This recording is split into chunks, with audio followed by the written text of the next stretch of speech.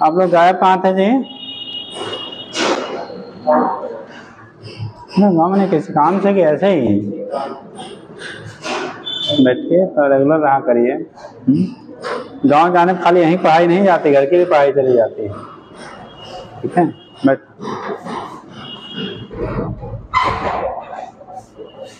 तो उस दिन डिवीजन हो गया था बेटा डाया, पैरा और फेरोमैग्नेटिक मटेरियल का। Diamagnetic, paramagnetic and ferromagnetic material. ठीक, तो तीनों कंडीशन आपकी हो गई थी। नेक्स्ट आता है बेटा, जब हम लोग टेम्परेचर वगैरह चेंज करते हैं ना, तो मैग्नेटिक प्रॉपर्टी जो होती है वो चेंज हो जाती है। टेम्परेचर को वेरी कराने पे मैग्नेटिक जो प्रॉपर्टी होती है उसमें वेरिएशन आता है। अब कंडीशन आपका होता है उसी को टर्म करके कि क्यूरी लॉ आपने पढ़ा होगा, एक क्यूरी लॉ बताया गया होगा, तो लिखिएगा, हेडिंग कर लीजिए बेटा, Curie law, CURIE, Curie law, उसी को टर्म देते हैं क्या, क्यूरी लॉ कहते हैं, CURIE, क्यूरी लॉ।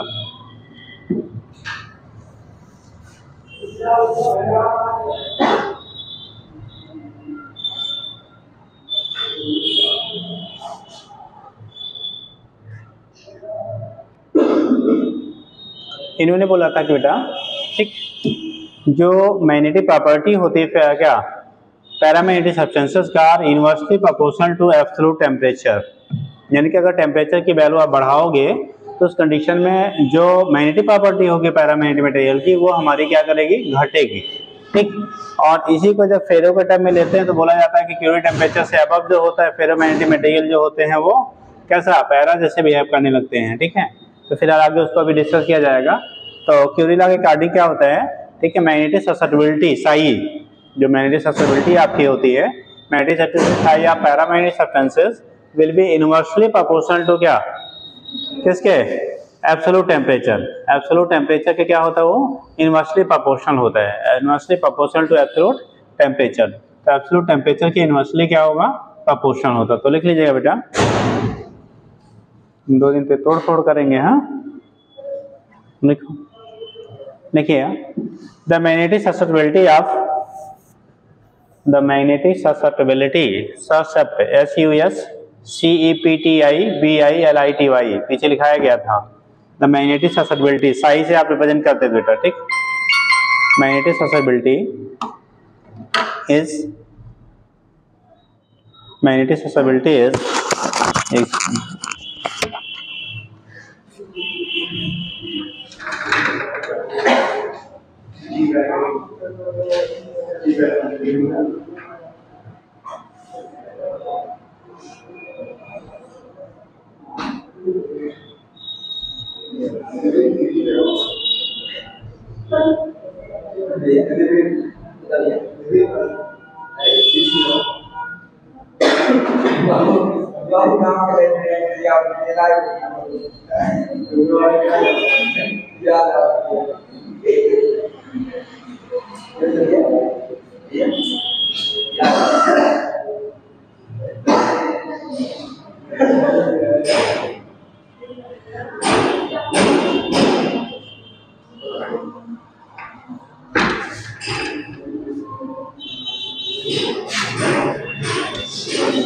कंडीशन आपका बना था बेटा, जो मैग्नेटिक ससेप्टिबिलिटी होती है वो inversely proportional to absolute temperature. कहाँ तक लिया था, हाँ, the magnetic susceptibility of paramagnetic substances is, paramagnetic substances is inversely proportional to its absolute temperature, inversely proportional to its absolute temperature, inversely proportional to its absolute temperature, that is psi inversely proportional to capital T, या psi equal to हो जाता है C/T बेटा। ठीक, psi equal to C/T। इसी C को कहा जाता है क्यूरी कांस्टेंट। क्या बोलते हैं इसी को, क्यूरी कांस्टेंट कहा जाता है बेटा। वह C को बोला जाता है क्यूरी कांस्टेंट कहते हैं बेटा। This is C is called क्या, क्यूरी कांस्टेंट। तो इन्होंने बोला था कि जो हमारा मैग्नेटिक ससेप्टिबिलिटी होती है पैरामैग्नेटिक सब्सटेंसेस का, वो इनवर्सली प्रोपोर्शनल टू होगा क्या, एब्सोल्यूट टेम्परेचर। एब्सोल्यूट टेम्परेचर के इनवर्सली क्या होता है आपका, प्रोपोर्शनल होता है। तो इसके बेस पे आप यहाँ से रिप्रेजेंट कर लेते हैं, inversely proportional to absolute temperature हो जाएगा। आगे लिखेंगे नेक्स्ट लाइन से, अब इनवर्सली प्रोपोर्शनल इसका मतलब टेम्परेचर राइज करने पे ससेप्टिबिलिटी घटेगी, ससेप्टिबिलिटी घटेगी तो मैग्नेटिक प्रॉपर्टी क्या होगी, घटेगी। तो ऐसे पॉइंट करके लिख लिया आगे, that is on increasing temperature, that is on increasing temperature, on increasing temperature the magnetic susceptibility of, the magnetic susceptibility of paramagnetic materials, paramagnetic materials decreases and vice versa। Temperature बढ़ाएंगे तो magnetic susceptibility बेटा घटेगी, temperature घटाएंगे तो magnetic susceptibility बढ़ेगी, ठीक, and vice versa. हो गया, आगे लिखिएगा,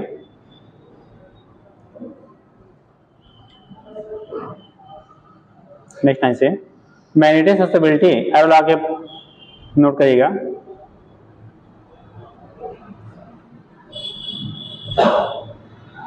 magnetic susceptibility of ferromagnetic substances, tick कर लेना बेटा, magnetic susceptibility of ferromagnetic substances does not change, ऐसा नहीं चेंज नहीं होता है, does not change according to Curie law, ठीक, देखेंगे does not change according to Curie law. तो चेंज होता है बट वो क्यूरी लॉ के अकॉर्डिंग नहीं होता बेटा।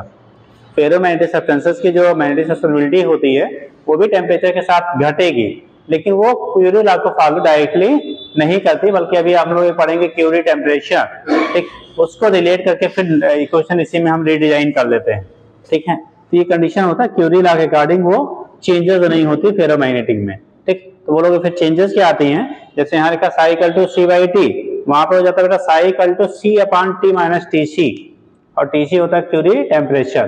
तो नेक्स्ट पॉइंट वही लिख लीजिएगा, क्यूरी टेम्परेचर। नेक्स्ट लिखिएगा क्यूरी टेम्परेचर, पॉइंट याद रखिएगा, क्योंकि हमारे दिमाग में ऐसा लगता है कभी कभी कि जो क्यूरी लॉ है वो सारे मैग्नेटिक सब्सटेंसेस के लिए एप्लीकेबल है। Curie law is applicable only for paramagnetic, not for ferro, and dia के लिए तो चेंज ही नहीं है। तो उस केस में आपको फेरो और पैरा के लिए नहीं होता, केवल किसके लिए होता है, पैरा के लिए होता है बेटा। जब हम लोग फेरोमैग्नेटिक सब्सटेंस को यूज करेंगे तो उस कंडीशन में उसी में हमारा मॉडिफिकेशन हो जाता है, तब वहां cycle to C upon T minus T C कह लेते हैं, और उसी को क्यूरी वीजला बोला जाता है, उसी का नाम हो जाता था क्यूरी वीजला बोलते हैं, ठीक। तो लिखिएगा क्यूरी टेम्परेचर टीसी से रिप्रेजेंट कर लेते हैं बेटा, जैसे इसी को हम लोग किससे, टीसी से। कितने लोग आइडिया है what is Curie temperature? Curie temperature TC क्या होता है? क्यूरी टेम्परेचर टीसी, हाँ टीसी जी,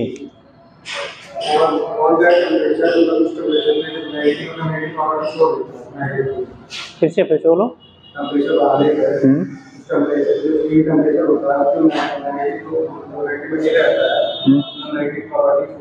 लूज कर देता है पूरा पूरा,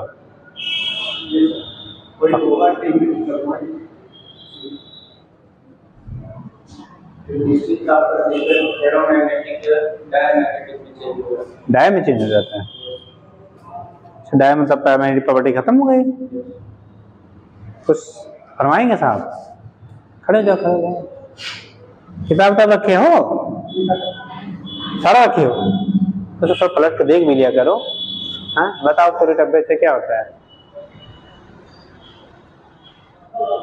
अरे जो आसान चीजें हैं वो तो कम से कम याद होनी चाहिए यार, टेढ़ी वाले तो मान लो गड़बड़ हो जाता है। खड़े हो जाओ साहब, एक हफ्ता घूम के आए हैं जी, कुछ चैनल पकड़ रहा है?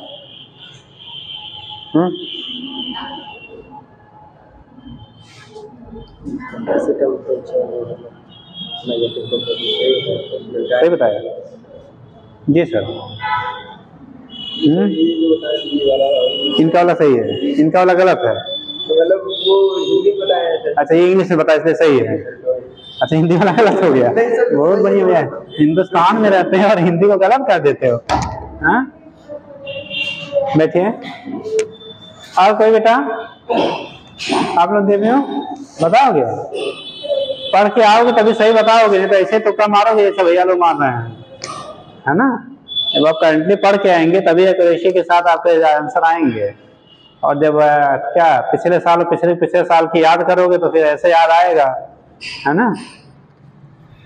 देखो होता क्या है, हम लोग कहते हैं बेटा Curie temperature, the temperature above which ये फेरोमैग्नेटिक सब्सटेंसेस बिकम्स कैसा, behaves as paramagnetic not diamagnetic. साहब कैसा, फेरोमैग्नेटिक सब्सटेंसेस का जो बिहेवियर होता है जिस टेम्परेचर एक सर्टेन टेम्परेचर से अबव टेम्परेचर पे वो कैसा करने लगता है, फिर किसमें कन्वर्ट हो जाता है, paramagnetic not dia.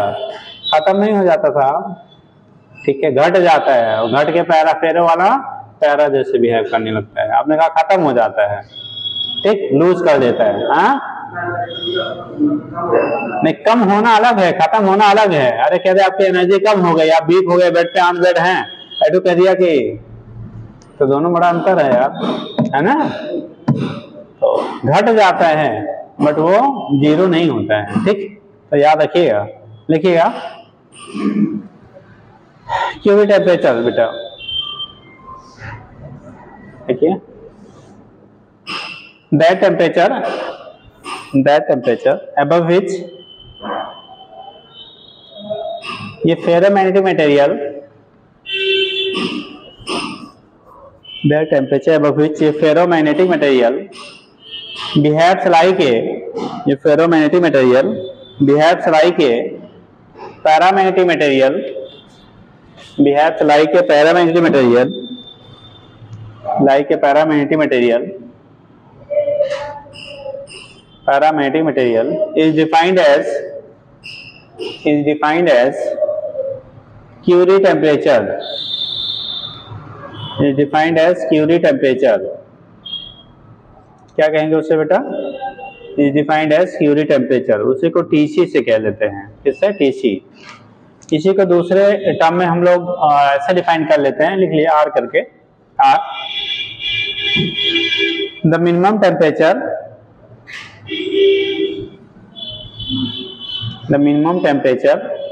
at which ये फेरोमैग्नेटिक मटेरियल सब्सटेंस या मटेरियल, ये ferromagnetic material is converted into paramagnetic material is called Curie temperature,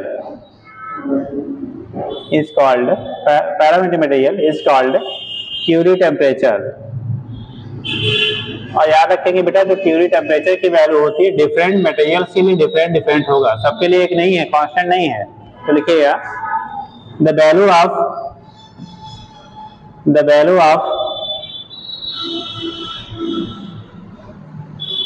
Curie temperature, the value of Curie temperature, ये बेटा फाटक थोड़ा खोल दो, नहीं तो नीचे काम इधर हो रहा है, रास्ते में आधे लोग तो ही कहें कि फटको बंद है, गायब है सब। तो खोल दो बेटा हल्का सा, हाँ आगे तोड़ फाड़ है, अब वहीं से एक नजर देखे गए तो सब कुछ, हाँ हाँ छुट्टियां जल्दी पता चलती हैं, पढ़ाई वाला कम पता चलता है। उसने कहीं सर में आए थे लेकिन वहां सब तो उखड़ा था, इसलिए वापस चले गए। हाँ चलो देखो, यानी हड़प्पा खुदाई हो रही है, हम लोग अंदर से निकलेंगे अभी तो है। हाँ हड़प्पा पढ़ा है कि नहीं पढ़ा है जी, हड़प्पा खुदाई पढ़ा है, अरे हिस्ट्री पढ़ाया नहीं जाता था, हड़प्पा की खुदाई, मोहनजोदड़ो हड़प्पा, हाँ पढ़ा था। चलो लिखो, तो क्या लिखा है बेटा, the value of Curie temperature is different for different materials, different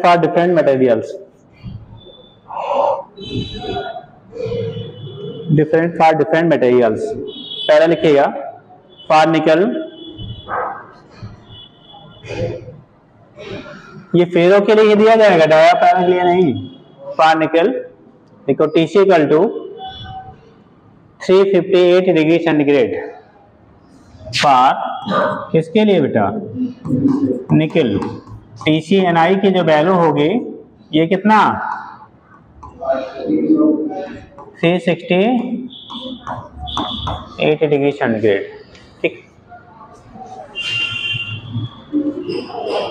368 कहीं कहीं डाटा 58 भी मिलेगा आपको बेटा, रुक जाओ 58 ही कर लीजिए, ज़्यादा ही मिलता है। 58 तो 60 लिया जाता है, लेकिन आप 58 ही रखिए क्योंकि ज़्यादा जगहों पे वही दिया गया तो वही रख लीजिए। 358 डिग्री सेंटीग्रेड, अगर 60 या 60 रहेगा तो भी आप उसी को कंसीडर करेंगे, ठीक।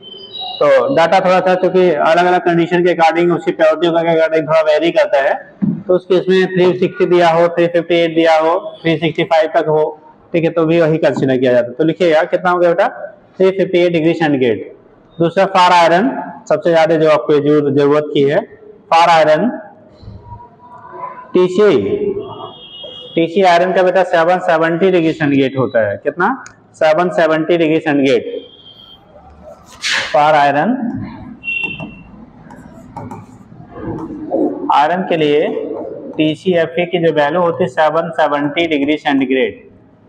और आप ले लो फॉर कोबाल्ट, TCCO की जो वैल्यू होती है इसके सबसे, इन तीनों में सबसे हाईएस्ट आपका होता है 1120 डिग्री सेंटीग्रेड। तो लिख लीजिएगा 1120 डिग्री सेंटीग्रेड। कितना 1120 डिग्री सेंटीग्रेड। तो सबसे ज्यादा जो डाटा आपका है बेटा वो हमारा किसके लिए है, कोबाल्ट। इन तीनों में कोबाल्ट, यानी कि 1120 डिग्री सेंटीग्रेड। दैट मीन्स अब सुनो, जैसे अगर तीनों ही हमारे फेरोमैग्नेटिक मटेरियल्स हैं, तीनों ही फेरोमैग्नेटिक मटेरियल हैं, हम किस मटेरियल का कहाँ यूज करते हैं ये बेटा इनके क्या क्यूरी टेम्परेचर से भी डिसाइड करते हैं। जैसे जहाँ पे ऐसे जगहों पे हमें मैग्नेट का यूज करना जहाँ पे हाई टेम्परेचर आपका क्या करना है, अगर उसको क्या करना है मैनेज करना है, तो उस केस में मोस्टली हम लोग जो लेते हैं ना वो कोबाल्ट वगैरह का बनाया जाता है। जहाँ पे टेम्परेचर ऐसे जगह पे जहाँ पे यूज करना उस मैग्नेट को, जहाँ पे टेम्परेचर रेंज हाई हो, तो उस केस में मोस्टली हम लोग जो बनाते हैं ना वो किसका बनाएंगे, कोबाल्ट का बनाते हैं। जब हम लोग लेते हैं बेटा क्या जहाँ पे लो टेम्परेचर रेंज है वो निकल का भी आप यूज कर लिए, आयरन का यूज कर लिए, दोनों का काम चलता है, ठीक। तो ये कंडीशन आपका होता है, इसके वजह से दिखा देते हैं कहाँ पे आपको ज्यादा टेम्परेचर रेंज जहाँ पे है वो आयरन या कोबाल्ट, मोस्टली तब कोबाल्ट का यूज करते हैं। जहाँ लोअर टेम्परेचर रेंज है वहाँ पे फिलहाल कोई यूज कर सकते हैं, बट अब मोस्टली निकल वगैरह यूज कर लेते हैं। तो ये कंडीशन आपकी होती है।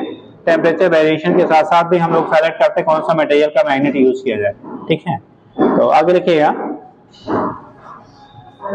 Next, Curie Weiss law, CURI Curie, WEISS Weiss law, Curie Weiss law, Curie Weiss law.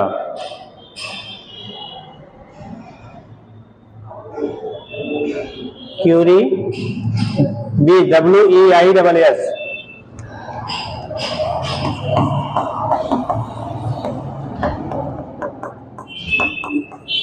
Curie Weiss law. इन्होंने फेरोमैग्नेटिक मटेरियल में कैसे वेरिएशन होता है टेम्परेचर के साथ उसको रिलेट किया। तो जैसे क्यूरी लॉ में बेटा हम लोगों ने क्या पैरामैग्नेटिक मटेरियल के कैसे टेम्परेचर के साथ सॉल्युबिलिटी में चेंजेस हो रही है उसे डिस्कस किया गया था। क्यूरी वेज लॉ में जो है जो फेरोमैग्नेटिक मटेरियल है उनका टेम्परेचर के साथ कैसे वेरिएशन होगा उसको इन्होंने क्या किया था, एक्सप्लेन किया था। तो इन्होंने बोला कि क्यूरी वेज लॉ के अकॉर्डिंग जो होता है जो मैग्नेटिक सॉल्युबिलिटी होती है फेरोमैग्नेटिक मटेरियल का, ये inversely proportional to T minus TC होता है बेटा।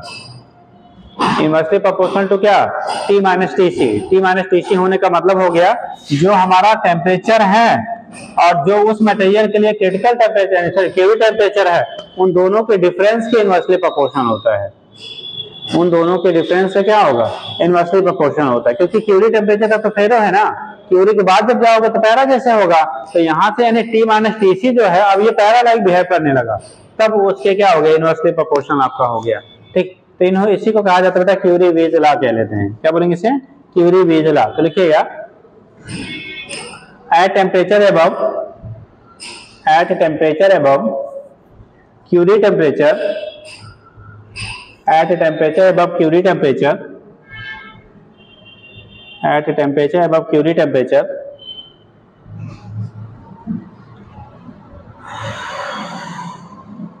the magnetic susceptibility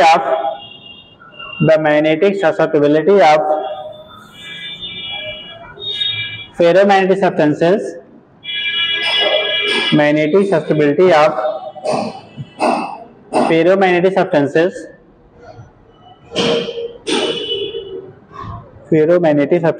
is inversely proportional to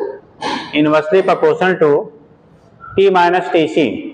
क्या लिखेंगे बेटा? Inversely proportional to T minus Tc, that is psi inversely proportional to T minus Tc. R लिख लेंगे psi equal to C upon T minus Tc. यहाँ Tc जो है ये क्या कहलाएगा? क्यूरी टेम्परेचर है बेटा, उस फेरोमैग्नेटिक मटेरियल का क्यूरी टेम्परेचर है जिसकी हम लोग स्टडी कर रहे हैं, ठीक। तो उसी को उसका क्यूरी टेम्परेचर कह लेंगे।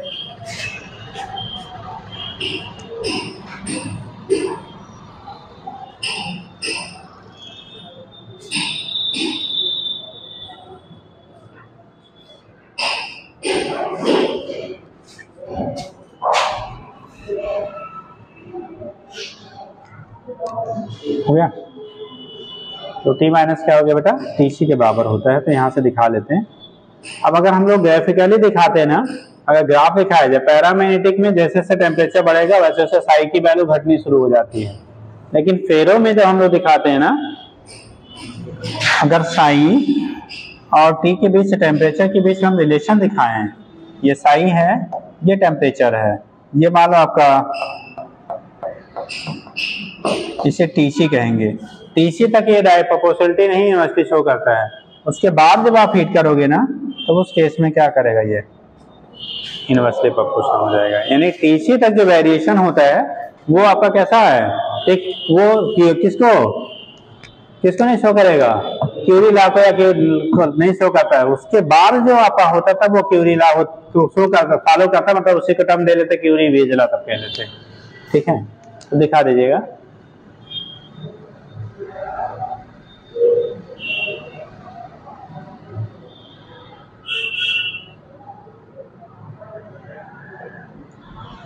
आपको बोर्ड में पढ़ाया गया होगा बेटा हिस्टैरिसीस कर्व, सुना है जी?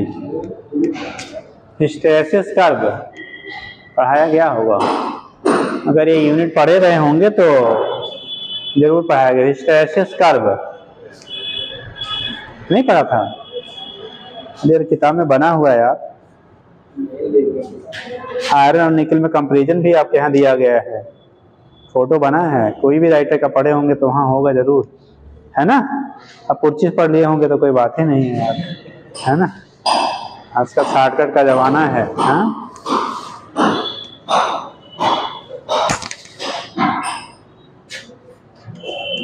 चलो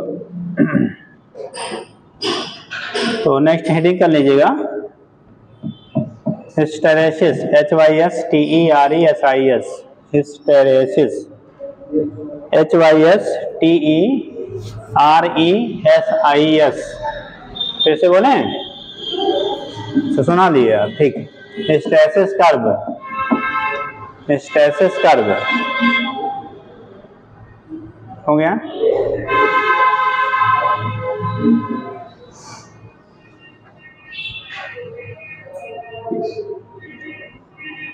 बेटा किसी बेस में हम लोग दिखाते हैं, अगर किसी भी एक्सटर्नल फील्ड को रिमूव कर दिया जाए, ठीक, कोई फेरोमैग्नेटिक मटेरियल है, ठीक, अगर उसको क्या किससे रिमूव करें, मैग्नेटिक फील्ड से अगर हम लोग हटाते हैं, रिमूव करते हैं, तो उस केस में देखा जाता है कि उसकी जो मैग्नेटिक प्रॉपर्टी उसमें डेवलप हुई वो एक्सटर्नल फील्ड रिमूव करने पे जीरो नहीं होता है। मतलब ऐसे समझ लो, किसी भी फेरोमैग्नेटिक मटेरियल को अगर आप एक्सटर्नल फील्ड में रख के उसको मैग्नेटाइज किया, क्या किया, मैग्नेटाइज किया। जैसे मान लो फेरोमैग्नेटिक मटेरियल है, हमने बेटा इसको एक्सटर्नल फील्ड में रख के इसको मैग्नेटाइज कर दिया।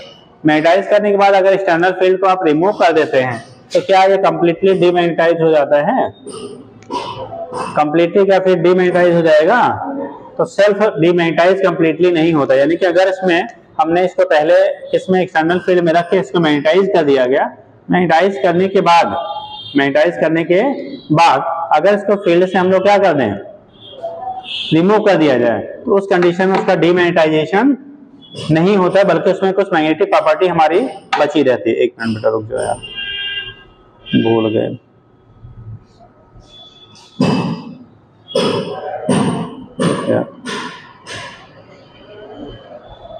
ये जरूरी मैसेज डालना था, याद ही नहीं आया, बात करके भूल गया।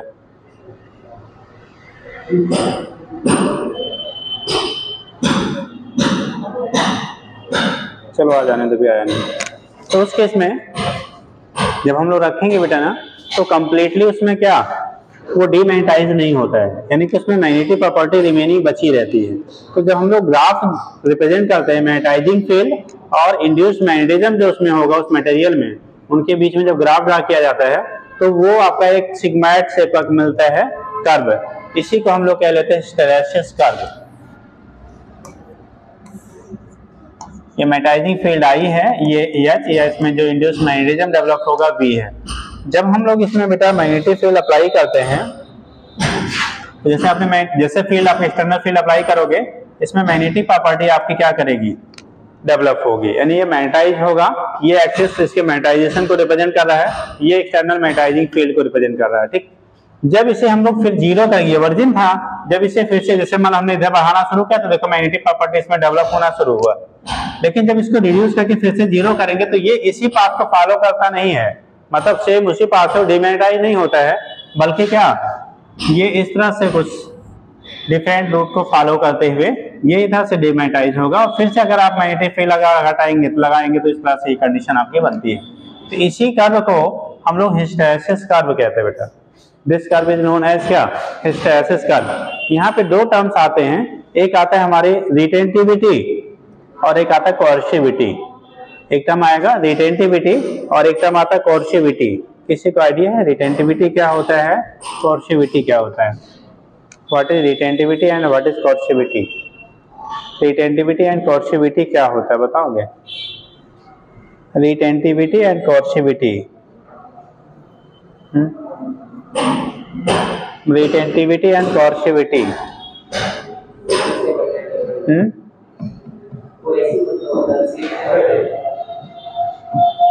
और लोग रिटेंटिविटी एंड कोएर्सिविटी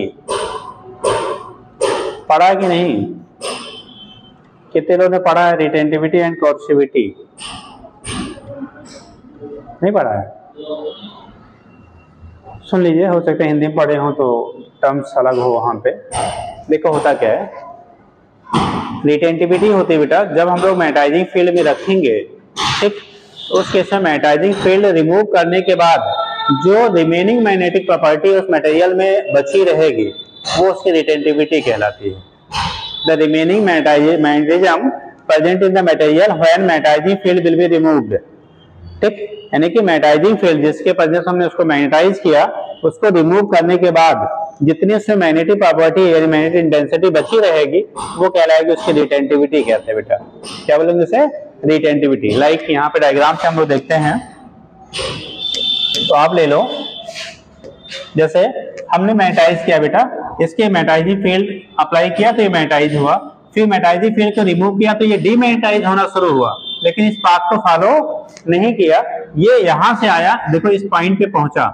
ठीक, यानी कि जब मैग्नेटाइजिंग फील्ड फिर से रिड्यूस करके जीरो तक ले आया तो ये आपको यहां तक आया, यहां नहीं आया, कहां पहुंचा? यहां पे। तो ये जो पोर्शन आपको मिल रहा है, जो ये इंटरसेक्ट आपको बन रहा है इनके बीच में, ये कहलाती है, इसकी रिटेंटिविटी कहलाएगी। क्या कहलाएगी? रिटेंटिविटी कहलाती है।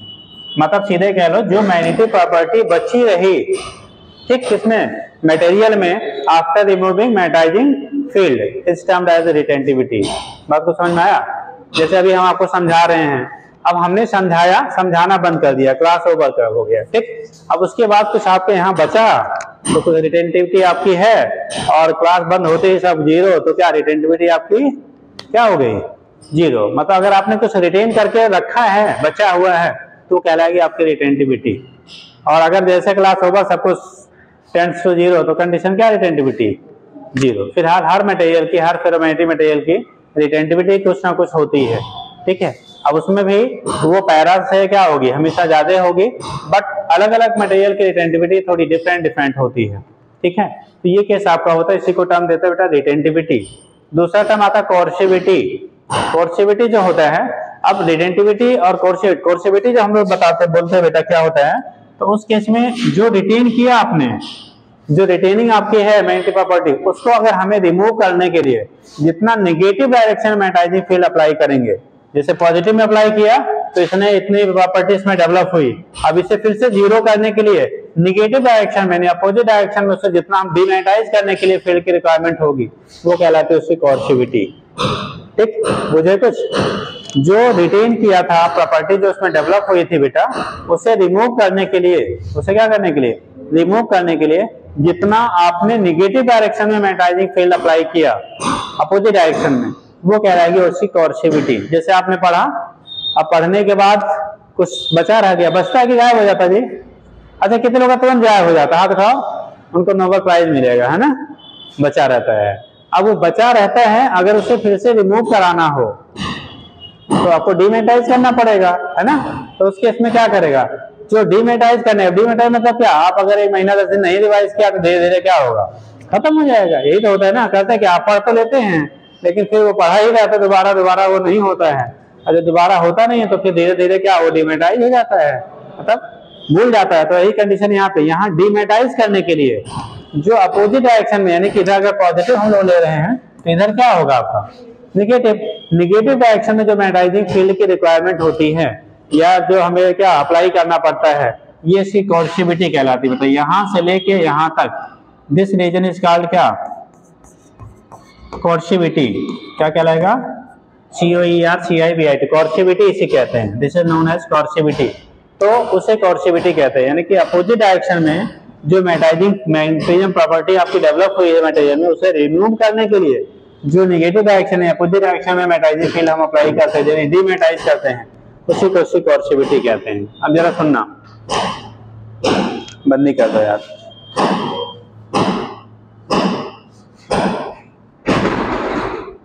थोड़ा का काम इन लोगों को जल्दी कर लेना चाहिए, हाँ? तो उससे कह लिया आपने क्या, कोर्सिविटी कह लिया। तो एक रिटेंटिविटी हो गया, दूसरा टर्म आपने क्या यूज किया, कोर्सिविटी यूज किया। अब ध्यान देना बेटा, जिसकी रिटेंटिविटी जिस मटेरियल की जितनी ज्यादा होगी वो उतने जल्दी मैग्नेटाइज होगा, यानी उसमें मैग्नेटिक प्रॉपर्टी उतनी जल्दी डेवलप होगी। ठीक, जैसे अलग अलग मटेरियल लिया, अब इसके बाद जिसकी रिटेंटिविटी ज्यादा है उतनी जल्दी मैग्नेटाइज हो जाएगा। ठीक, और जिसकी रिटेंटिविटी जितनी कम, उतना ही वो कम मैग्नेटिक प्रॉपर्टी उसमें डेवलप होगी, उतना टिपिकली वो मैग्नेटाइज होगा। दूसरी चीज, जिसकी कोर्सिविटी हाई होगी वो अपनी प्रॉपर्टी को लॉन्ग टाइम तक रिटेन कर पाएगा। जिसकी कोर्सिविटी क्या होगी बेटा, जितनी ज्यादा होगी वो उतने ज्यादा समय तक मैग्नेटिक प्रॉपर्टी को मेंटेन कर पाएगा, मतलब मैग्नेटिक प्रॉपर्टी उतना लार्ज टाइम तक उसमें एग्जिस्ट करेगा। और जिसकी कोर्सिविटी जितनी कम होगी वो उतना ही जल्दी क्या करेगा, मैग्नेटिक प्रॉपर्टी को लूज कर देगा। जैसे आपने अगर समझ लिया क्या समझाया गया कॉन्सेप्ट, तो रटने की जरूरत नहीं, लॉन्ग टाइम तक आप बना के लिख लेते हैं। लेकिन खाली घर जाके रिटेंटिविटी, दिस रिटेंटिविटी और कोर्सिविटी रटे हुए हैं तो पता 4 दिन के बाद फिर क्या हो गया, वो गायब हो जाएगा। तो कंडीशन क्या है कि अगर आपकी कोर्सिविटी हाई है तो लॉन्ग टाइम तक वो चीजें आपको लर्न रहेंगी, आपकी कम है तो क्या होगा, जल्दी भूल जाएगा। ठीक है, तो दोनों चीजें हाई होनी चाहिए बेटर करने के लिए, रिटेंटिविटी एंड कोर्सिविटी। ठीक, अब मटेरियल जो हम लोग मैग्नेट जो बनाते हैं तो इसीलिए ऐसे मटेरियल का बनाया जाता है। 2 टाइप के आपने मैग्नेट पढ़ा होगा, एक टेम्पररी और दूसरा परमानेंट। पढ़ा है, टेम्पररी एंड परमानेंट नहीं पढ़ा जी? पता नहीं कहाँ पढ़े थे सर जी, सब गायब हो गया। हाँ, इसीलिए गायब हुआ कि तुम लोग आपने दोबारा पढ़ा ही नहीं फिर से, क्या तो फिजिक्स से मुक्ति मिल गई है ना, इंटर पास, पता लगा फिर लटक गया इधर है।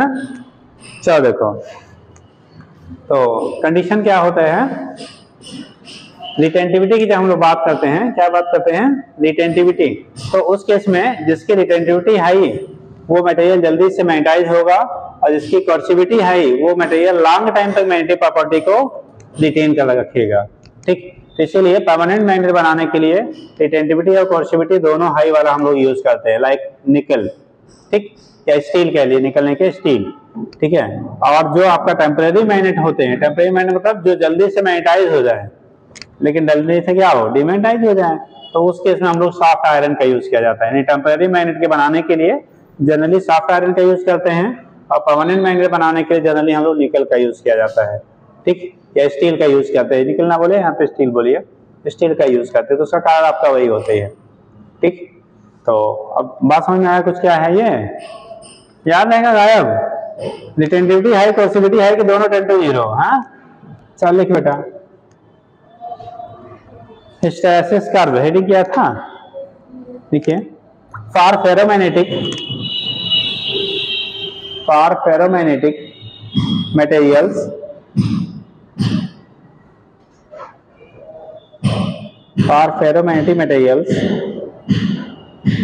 by removing external magnetic field, for ferromagnetic material by removing external magnetic field, for ferromagnetic materials by removing external magnetic field,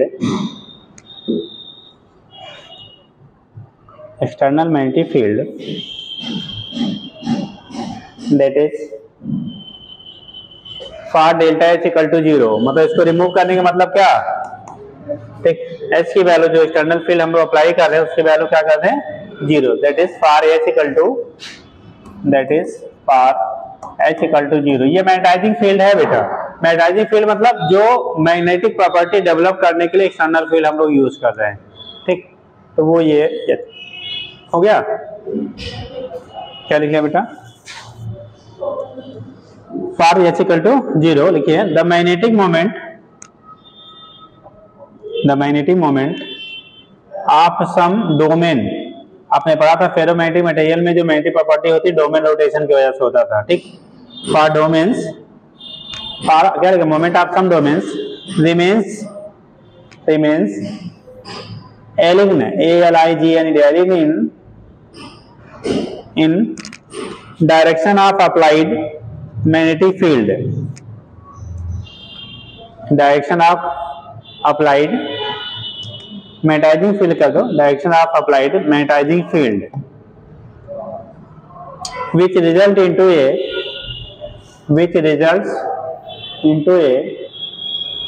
residual मतलब बचा हुआ, residual magnetism, which results into a residual magnetism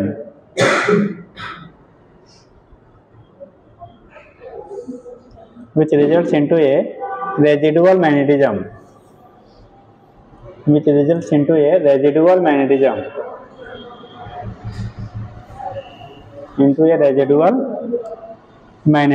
उसका रिजल्ट जो आपका होता है वो होता है बेटा रेजिडुअल क्या मैग्नेटिज्म होता है, रेजिडुअल मैग्नेटिज्म। आगे लिखिए, ये बात समझ में आया, क्यों कारण हमने लिखा दिया इसलिए क्योंकि इस पे असर्शन रीजन टाइप के क्वेश्चन भी डिजाइन किए जाते हैं। तो ये उसका रीजन हुआ कि जब मैग्नेटाइजिंग फील्ड हटा लेंगे तब भी कुछ ना कुछ उसमें मैग्नेटिक प्रॉपर्टी हमारी बची रहती है। ठीक, रेजिडुअल मैग्नेटिज्म। ठीक, अब लिखेंगे नेक्स्ट लाइन से, the lack of, next line से लिखिएगा, the lack of, lack LACK, lack of retraceability, the lack of retraceability, RACIBILITY, retraceability। अब इसका हिंदी समझ, lack of retraceability मतलब जो ये पुनः अपने उसी पाथ को फॉलो नहीं कर रहा है उसी को lack of retraceability बोलेंगे। मतलब इसी को नहीं आया ना, इसी पे इधर से आ रहा है, उसे कहते हैं lack of retraceability। ठीक, the lack of retraceability is called hysteresis, इसी को हम लोग नाम देते हैं बेटा hysteresis. Lack of retraceability is called hysteresis, lack of retraceability is called hysteresis, and the curve is known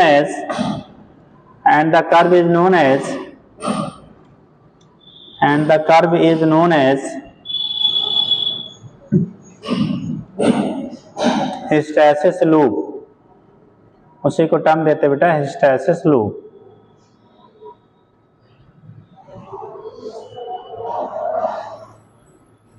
known as क्या लिखा बेटा हिस्टैरिसीस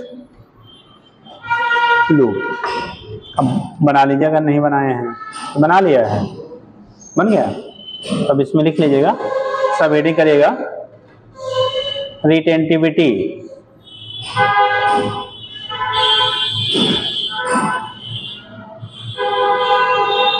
retentivity,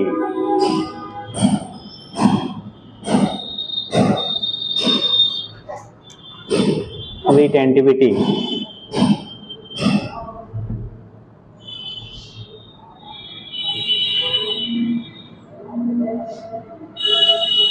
लिखिएगा।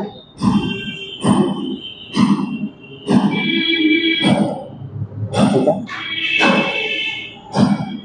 the remaining value of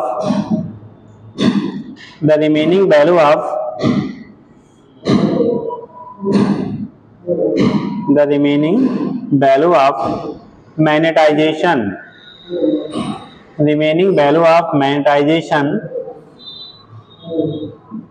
when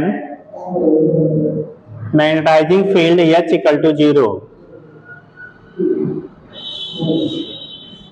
when magnetizing field H equal to 0, magnetizing field H equal to 0 is called the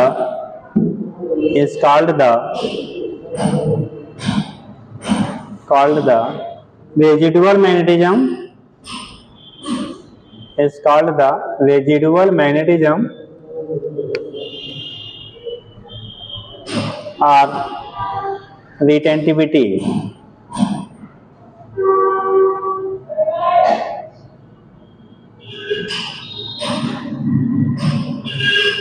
हो गया, उसे क्या कहते हैं बेटा?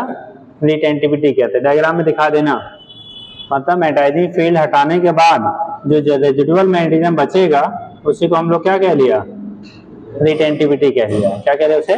रिटेंटिविटी कह लिया। दूसरा लिखिएगा कोर्सिविटी, COERCIVITY, कोर्सिविटी, COERCIVITY, कोर्सिविटी, कोर्सिविटी, कोर्सिविटी।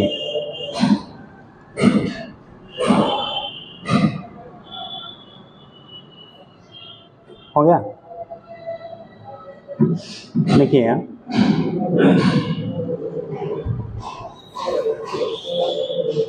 देखो, for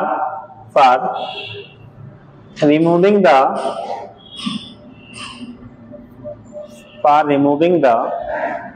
residual magnetism,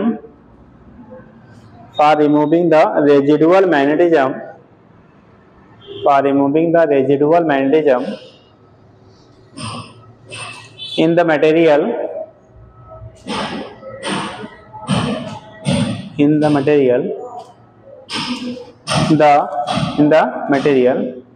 the value of magnetizing field, the value of magnetizing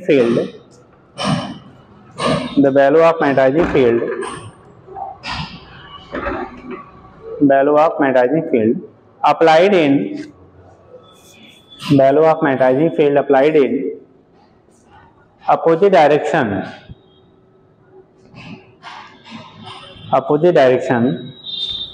इसी को हो गया। अप्लाइड इन अपोजिट डायरेक्शन क्या कहलाएगा? Is called कोर्सिविटी। इसी को नेगेटिव मैग्नेटाइजिंग फील्ड कह लेते हैं बेटा, अपोजिट डायरेक्शन में। ठीक, इज कॉल्ड कोर्सिविटी।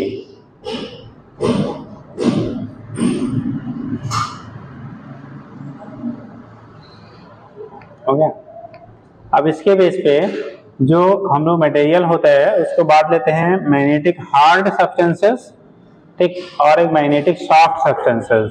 तो जो मैग्नेटिक हार्ड सब्सटेंस होते हैं उनकी कोर्सिविटी हाई होती है, जो मैग्नेटिक सॉफ्ट सब्सटेंसेस होते हैं उनकी कोर्सिविटी लो होती है। तो वहीं लिख लीजिएगा ऐसे, for magnetic hard substances, for magnetic hard substances, coercivity will be high, coercivity will be क्या? हाई। कोर्सिविटी की वैल्यू क्या होती है आपकी? हाई होती है। कोर्सिविटी will be high. And for magnetic soft substances coercivity will be low। coercivity की value क्या होगी? लो। मैग्नेटिक सॉफ्ट सब्सटेंस के लिए coercivity की वैल्यू लो होगी और मैग्नेटिक हार्ड सब्सटेंस के लिए coercivity की वैल्यू हाई होती है। हो जाएगा? सॉफ्ट के लिए लो, हार्ड के लिए हाई। इसके बेस पे हम लोग यहाँ से रिप्रेजेंट कर लेते हैं क्या होगा magnetic hard substances, magnetic soft substances.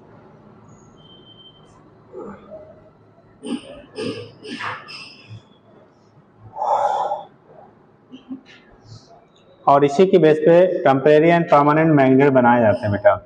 जैसे कंपेरिजन हम लोग सॉफ्ट आयरन और किसका, स्टील का किया जाता है। ठीक, सॉफ्ट आयरन एंड स्टील।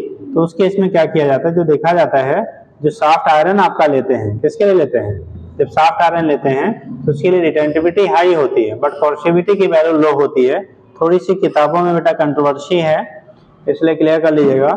जो सॉफ्ट आयरन है उसकी रिटेंटिविटी हाई होती है, कोर्सिविटी की वैल्यू लो होती है। जो हमारा क्या है, स्टील है, ठीक, या हम लोग निकल कह लेते हैं, उसके लिए जो हमारी क्या होगी, स्टील के लिए रिटेंटिविटी की वैल्यू हाई होती है और कोर्सिविटी की वैल्यू भी हमारी हाई होती है। लेकिन कई किताबों में लिखा हुआ है कि जो स्टील है उसके लिए रिटेंटिविटी की वैल्यू लो होती है, कोर्सिविटी की वैल्यू हाई होती है। तो थोड़ी सी कंट्रोवर्शियल पॉइंट है, कई किताबों में ऐसे फॉल्ट हैं, तो ध्यान रखेंगे। जो सॉफ्ट आयरन है उसकी retentivity high but coercivity low. Steel के लिए retentivity and coercivity both are high. But जब हम लोग कंपेयर करते हैं ना, क्या करेंगे, कंपेयर करेंगे, तो कंपेयर करने पे ये देखा जाता है कि जो स्टील की रिटेंटिविटी है उसके रिस्पेक्ट में सॉफ्ट आयरन की थोड़ी सी ज्यादा होती है। जैसे मान लीजिए एक नॉर्मल हाइट जो लिया जाता है, कितने फीट होता है जी, 5.5 फीट। नॉर्मल हाइट क्या लेते हैं, 5.5 फीट। ठीक, अब मेल्स में 5.5 फीट, गर्ल्स में 5-4 ले लेते हैं, 5-3 ले लेते हैं। ठीक, तो उस कंडीशन में क्या है, अब एक्सेप्शनली कोई पता लगा 7 फीट क्या है और 7 फीट के पड़ोस में जो खड़ा हुआ है तो 7.5 फीट वाला हो गया, तो 7.5 के तुलना में 7 वाला कैसा दिखेगा, छोटा ही दिखेगा ना। तो जब कंपेरेटिवली हम लोग स्टडी करेंगे तो 7.5 से 7 वाला कैसा है, छोटा है, बट नॉर्मल वाले से क्या है, वो भी ज्यादा है। तो कंडीशन बस ऐसी ही होती है। जहां पे इस तरह से लिख दिया है लोगों ने, ठीक है, क्योंकि बहुत सारे चीजें जो लिखी जाती हैं वो कॉपी की जाती हैं। एक पब्लिकेशन वाला दूसरे का 4 पब्लिकेशन रखता है और छाट छाट के अपना नया पब्लिकेशन बना देता है। 90% बुकें ऐसे ही बनती हैं। 10% तो कंपटीशन का जब से जमाना आ गया, थोड़ा सा लोग क्या क्वेश्चन वगैरह अपना डाल देते हैं तो बदल जाता है।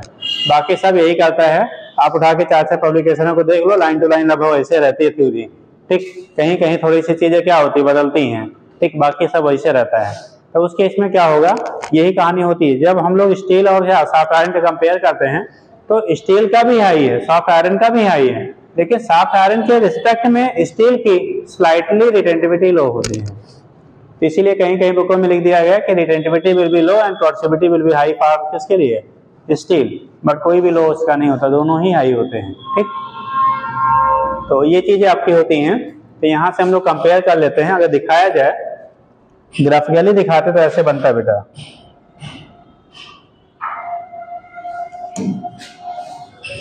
अगर हिस्टैरिसीस कर्व का सॉफ्ट आयरन और स्टील को कंपेयर किया जाएगा तो इस तरह से हम लोग बनाते हैं।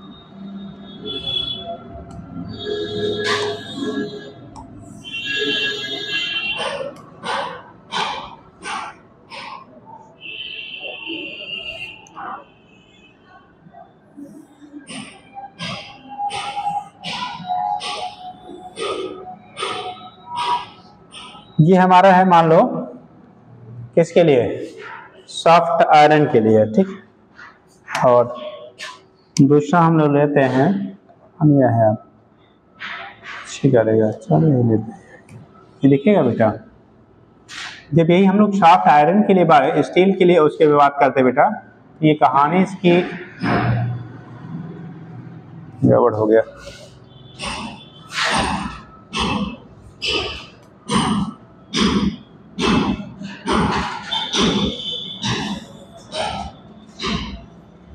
थोड़ा सा बस वो होता है,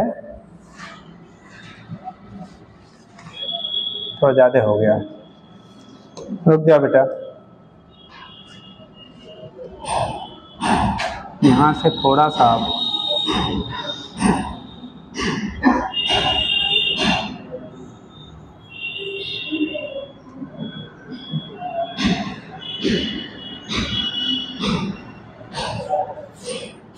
ये हमारा ले लेते बेटा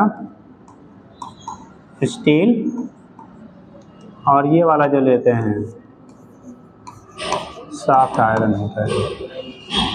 देखो इसकी रिटेंटिविटी इस स्टील से थोड़ी सी कैसी है, स्टील से ज़्यादा है। ये वाला स्टील है, स्टील वाला ये है, और ये वाला सॉफ्ट आयरन है। तो सॉफ्ट आयरन का जो है, देखिए ये स्टील से थोड़ी सी रिटेंटिविटी क्या होती है, हाई होती है, बल्कि हमने ज़्यादा ही कम बना लिया है। और भी थोड़ा सा इसको रिड्यूस ही कर लो, थोड़ा सा बस डिफर करता है बेटा।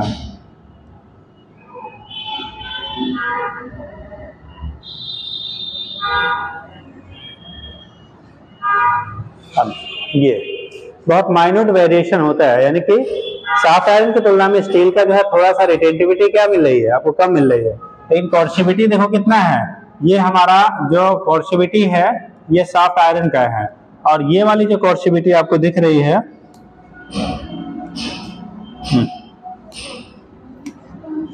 ये वाली जो कोर्सिविटी मिल रही है ये किसकी है, सॉफ्ट आयरन का है। तो ये सॉफ्ट आयरन की कोर्सिविटी है, ये सॉफ्ट आयरन है बेटा, ये सॉफ्ट आयरन की कोर्सिविटी है, और ये हमारा स्टील की है। यानी स्टील की कोर्सिविटी सॉफ्ट आयरन की तुलना में मच ग्रेटर होता है, जबकि रिटेंटिविटी स्लाइटली लेसर होता है। ठीक, तो अगर हम लोग बोलेंगे तो सॉफ्ट आयरन के लिए, यानी कि जो टेम्परेरी मैग्नेट बनाते हैं, कौन सा बनाएंगे,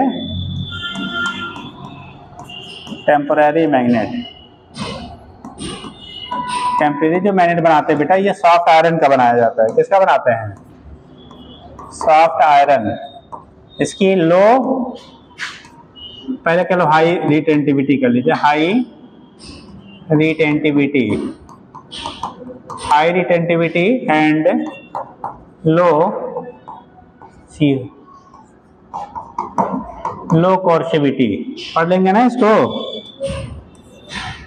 हाँ दोनों चला गया, टेंटिविटी लो कोर्सिविटी।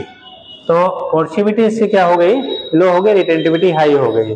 और जो हमारा परमानेंट मैग्नेट होता है, परमानेंट मैग्नेट, इसी को हार्ड मैग्नेट भी कहीं कहीं टर्म दिया जाता है। तो इसका, ये स्टील का हम लोग बनाते हैं बेटा, इसका बनाते हैं स्टील का, और इसका हाई रिटेंटिविटी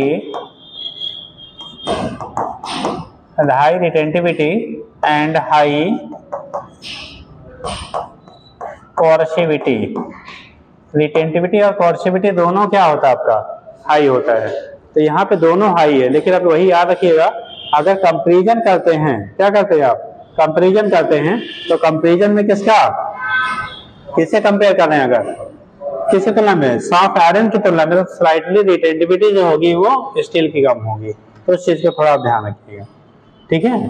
उस कंडीशन में थोड़ा सा आपका कम होता है, तो यहाँ से हम लोग दिखा देते बेटा, तो ऐसे बना लीजिए वहीं और नोट कर लीजिए।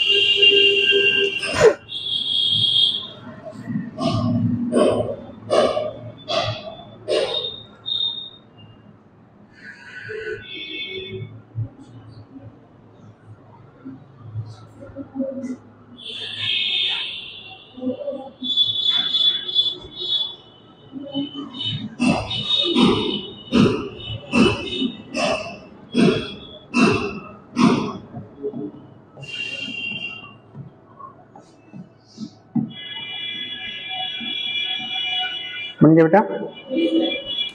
ये तो कंडीशन हो गया, यहाँ से दिखा देते किसका आपका क्या परमानेंट मैनर बनाएंगे, किसका बेटा टेम्परेरी मैनर बनाएंगे। ठीक, तो नेक्स्ट देखिएगा, अगला हेडिंग कर लीजिएगा।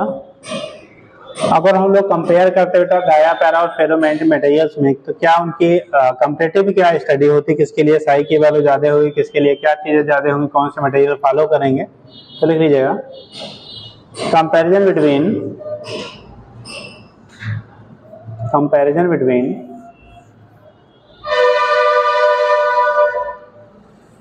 Dia, para and ferromagnetic material. Dia, para and ferromagnetic material. Comparison between dia, para and ferromagnetic material.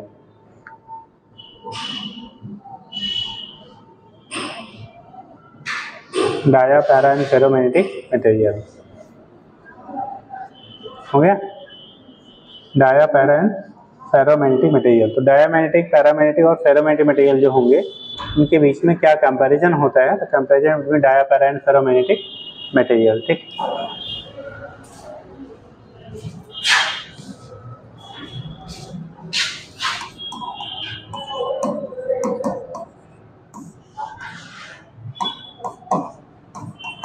Dia, para and ferromagnetic material.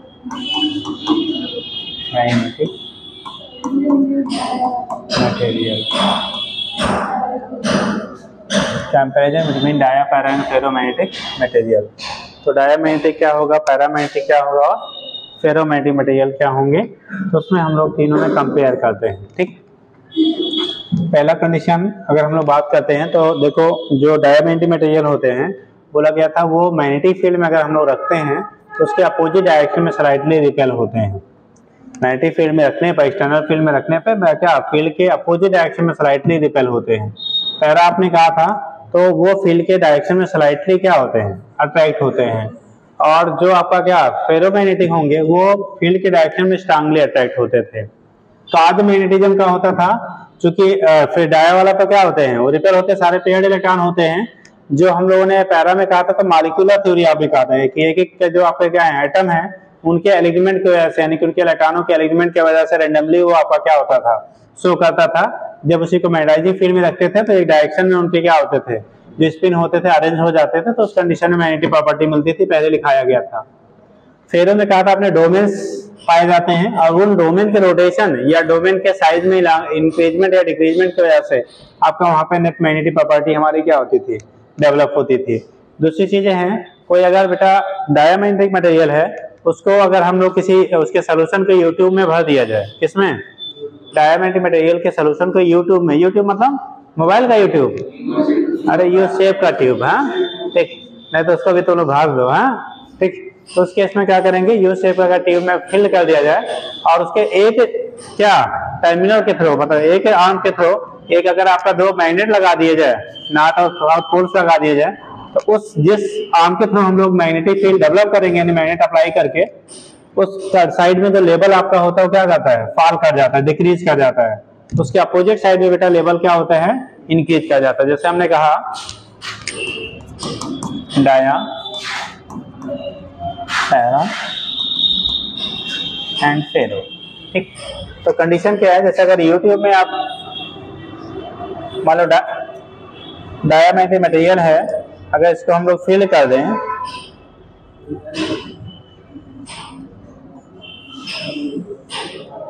ठीक,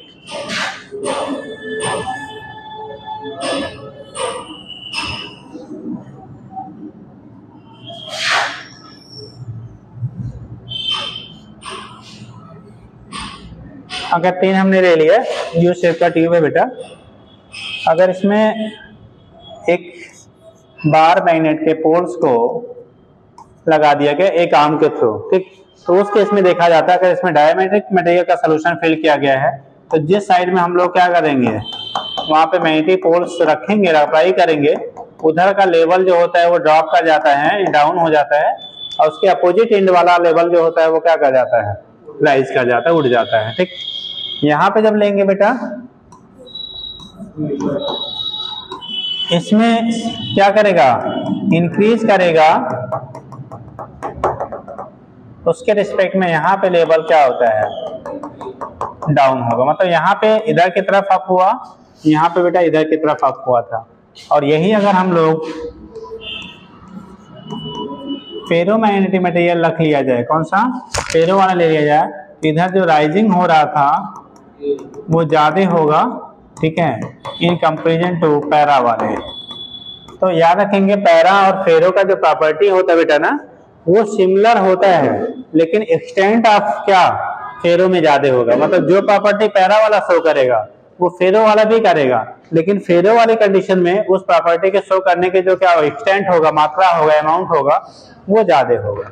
जैसे यहाँ पे जब हम लोगों ने डाया वाले के केस में रखा, तो ये मैग्नेटिक फील्ड जब यहाँ डेवलप होगा तो ये मटेरियल को रिपेल किया तो लेवल क्या हो गया, इधर डाउन हो गया, इधर वाला स्लाइटली उससे अप हो गया।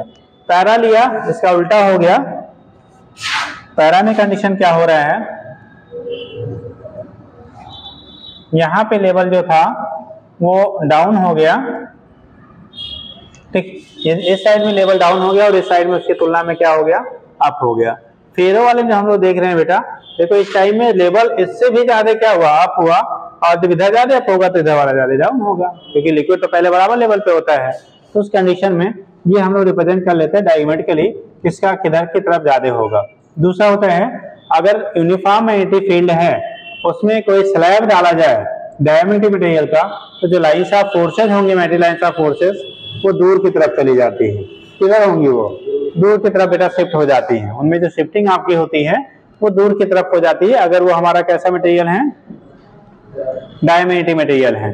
और जब उसी को हम लोग क्या करते हैं, अगर अप्लाई करते हैं किसमें, पैरामैग्नेटिक मटेरियल में, तो वहां पे उनके पास वो क्या करेंगे, स्लाइटली क्लोजर पॉइंट पे आ जाते हैं, पास आते हैं, ठीक है, लेकिन क्या थोड़ा ज्यादा नहीं, थोड़ा थोड़ा क्या कन्वर्ज होते हैं। लेकिन अगर उन्हीं के पास में बेटा फेरोमैग्नेटिक मटेरियल रख दिया जाए तो उसके इसमें कन्वर्जन की वैल्यू ज्यादा होगी, ठीक। तीसरा हम लोग लेते हैं, अगर क्या हम लोग मैग्नेटिक सस्टेबिलिटी की बात करते हैं, अगर हमारा डायमैग्नेटिक मटेरियल होगा, क्या होगा, डायमैग्नेटिक मटेरियल होगा, तो उसकी जो मैग्नेटिक सस्टेबिलिटी की वैल्यू होती है वो कैसा लेते हैं, हाँ नहीं, पॉजिटिव होगी कि निगेटिव होगी, 1 से कम, 0 से ज्यादा, बट डायरेक्शन क्या होगा, पॉजिटिव या निगेटिव, पॉजिटिव लेंगे या निगेटिव लेंगे,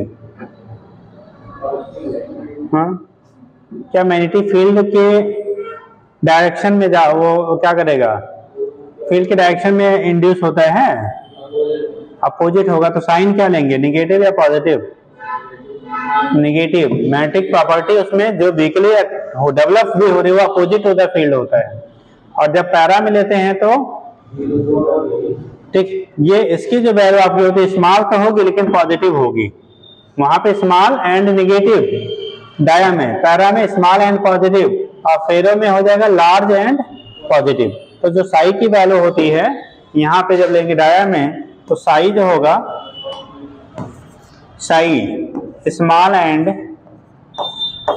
नेगेटिव, यहाँ पे जो होगा साई ये हो जाएगा बेटा स्मॉल एंड पॉजिटिव। दोनों स्मॉल हैं लेकिन क्या हुआ, एक में नेगेटिव है, नेगेटिव मतलब अपोजिट डायरेक्शन में, दूसरे वाले में पॉजिटिव है मतलब उसकी डायरेक्शन में। यहाँ पे साई जो आपका होगा बेटा ये कैसा, लार्ज ज्यादा होगा एंड क्या पॉजिटिव, फील्ड की डायरेक्शन में होगा, लार्ज एंड पॉजिटिव।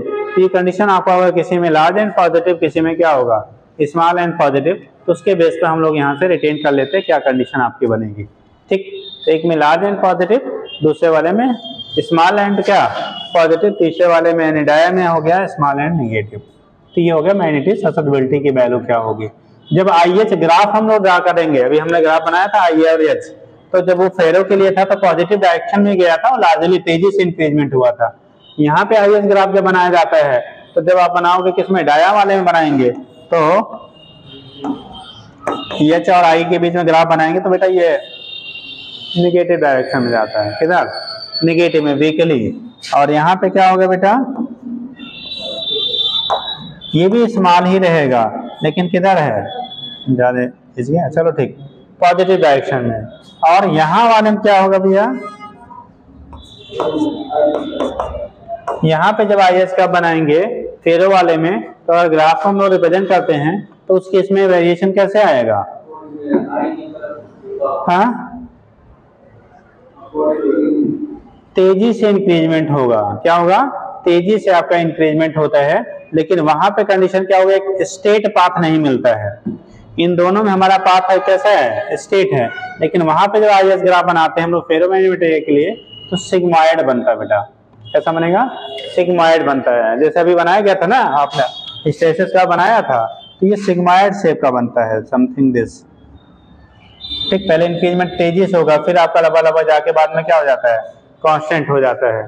ठीक, तो वो कंडीशन आपकी जो होती है ये IH ग्राफ हमारा हो जाता है किसके लिए, फेरोमैग्नेटिक मटेरियल के लिए। अभी बोल देंगे कि छाप ले रहे हो,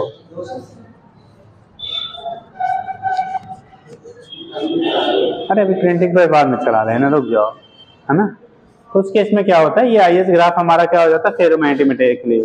तो डायमैग्नेटिक हो गया, पैरा हो गया, फेरोमैग्नेटिक मटेरियल हो गया।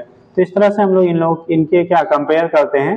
तो एक ना पॉइंट बनता है कॉजिंग फैक्टर क्या है, दूसरा अगर हम मैग्नेटाइजिंग फील्ड में रखेंगे मटेरियल का बिहेवियर कैसा होगा, अगर इसके सोल्यूशन या मटेरियल को रखते हैं मैग्नेटिक फील्ड में तो कंडीशन क्या आएगी, या किसी यूनिफॉर्म मैग्नेटिक फील्ड में अगर हम किसी रॉड को या किसी बार मैग्नेट को बार को रखेंगे, ठीक, उस मटेरियल का, तो उसका कैसा कन्वर्ज करेगा या डाइवर्स करेगा, वो चीजें क्या होंगी। ठीक, कितने डिफरेंट टाइप के यहाँ से क्वेश्चन बेटा डिजाइन किए जाते हैं, ये डिफरेंट टाइप से आपके क्वेश्चन यहाँ पे डिजाइन किए जाते हैं। तो थोड़ा सा लिख लीजिए, ऐसे बना लो आपने में एक कॉलम, कंपैरिजन में कॉलम आप भी बना लीजिए, जो पॉइंट पूछे जाने वाले हैं उसको थोड़ा सा नोट कर लीजिए, ऐसे पे बना लीजिएगा। एक 4 कॉलम बनाइएगा। पहले बना लीजिए प्रॉपर्टी, पहले क्या प्रॉपर्टी, जैसे हमने तो 3 यहाँ खाली दिखाया है ना, तो एक कॉलम में ही बना लो पहले प्रॉपर्टी। कौन सी प्रॉपर्टी हम लोग स्टडीज करेंगे, क्या होगा उसका कौन सा फैक्टर्स होगा। अरे जो बगल में रहता है जगह उतने प्रॉपर्टी बना लो यार, छोटा छोटा लिख लेना, देखना तो अपने को है। हाँ,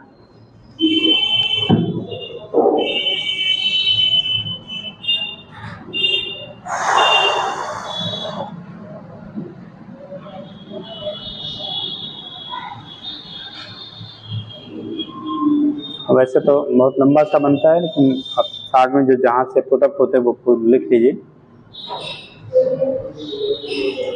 प्रॉपर्टी में लिखिएगा cause of magnetisation,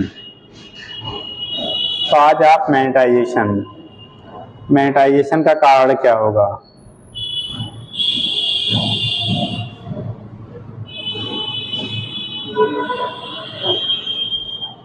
cause of magnetisation, dia में पहला लिखा है, डाया लिखा है पैरा, ठीक है, डाया में लिखिएगा orbital motion of electrons, orbital motion of electrons, orbital motion of electrons. फेरोम लिखिएगा, पैरम लिखिएगा spin motion of electrons, spin motion of electrons. और फेरो में formation of domains, formation of domain, डोमेनों के बनने का, फॉर्मेशन ऑफ डोमेन्स। हो गया बेटा?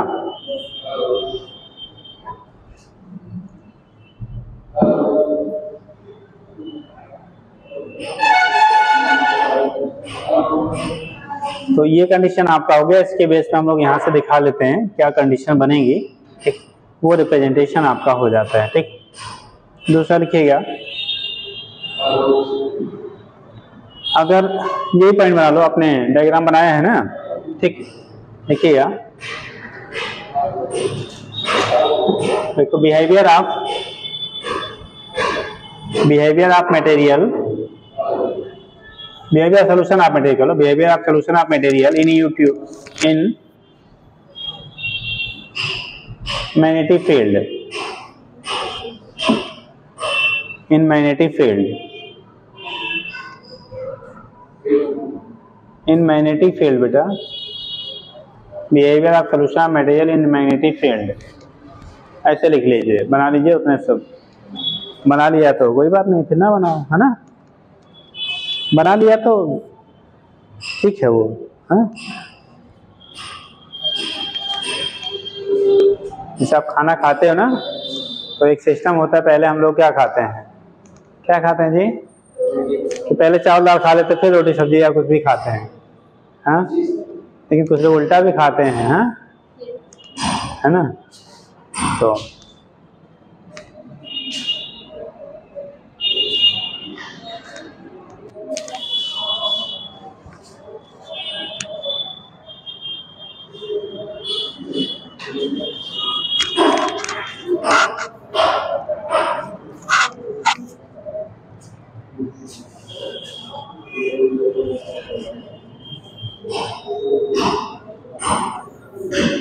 अच्छा, अगर किसी जो हमारा स्प्रिंग बैलेंस होता है, ठीक, अगर किसी स्प्रिंग बैलेंस से, यहाँ पे भी लिखी लो, क्या ये पहला बन गया, अगला पॉइंट कर लीजिए, नहीं तो फिर इसे मिटा के हम बना लेंगे। लिखिएगा, अगर कोई स्प्रिंग बैलेंस है, स्प्रिंग बैलेंस से हम लोग क्या करें, किसी बॉडी को हैंग कर दिया जाए, हैंग करके उसको 2 बार मैग्नेट के बीच में रख दिया जाए, ठीक, एक बार वो मटेरियल हमारा डायमैग्नेटिक हो, एक बार पैरा हो, एक बार फेरो हो, उस केस में बोला जाता है, हम बना देते तब इसको बैक कर लेंगे। जैसे मान लो एक स्प्रिंग बैलेंस से एक मटेरियल को हैंग किया, और इसमें रीडिंग वूडिंग होती है ना, तो जो भी है मान लो इसमें रीडिंग वूडिंग बनी रहती है, आयरन टू समथिंग, ठीक, तो उस केस में ऐसे ही स्प्रिंग से लटका दे रहे हैं। चलिए ठीक, इसको अगर एक नॉर्थ पोल साउथ पोल, ये डाया है बेटा, ठीक, और दोबारा ये स्प्रिंग नहीं है, स्प्रिंग बैलेंस है, मतलब मेजरमेंट के लिए जो हम लोग यूज करते हैं वेटिंग मशीन, ठीक, तो उस केस में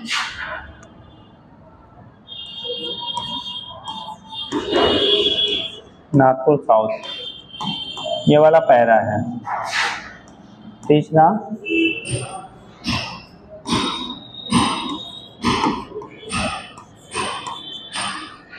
नॉर्थ साउथ, ठीक, ये वाला फेरो है। डाया, पैरा एंड क्या है बेटा, फेरो है। एक डाया मटेरियल है, दूसरा पैरा है, तीसरा वाला क्या है, फेरो है। इस केस में जो स्प्रिंग बैलेंस की रीडिंग होगी,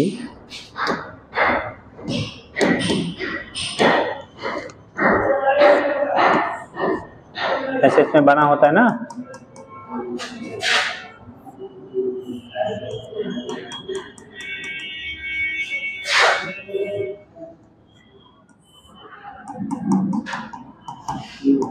मान लो यार स्प्रिंग बैलेंस है, ठीक, इस केस में कहा जाता है इन तीनों में किसकी रीडिंग किस केस में सेम मास है, जो हैंगिंग बॉडी है वो सेम मास की है, ठीक। तो किस केस का जो आपका रीडिंग होगा वो सबसे ज्यादा होगा, किस केस का रीडिंग सबसे कम होगा बेटा? रीडिंग किस वाले का सबसे ज्यादा और किस वाले का सबसे कम होगा? रीडिंग सबसे ज्यादा किसकी होगी, सबसे कम किसकी होगी? जल्दी से बता दो। डाया, पैरा, फेरो। फेरो का ज्यादा होगा, डाया का कम होगा। और कोई? डाया, पैरा, फेरो तीनों मटेरियल के सेम मास की बॉडीज को हैंग किया गया, तो बोला क्या जा रहा है, इसमें रीडिंग सबसे ज्यादा किसकी होगी और सबसे कम होगा किसका?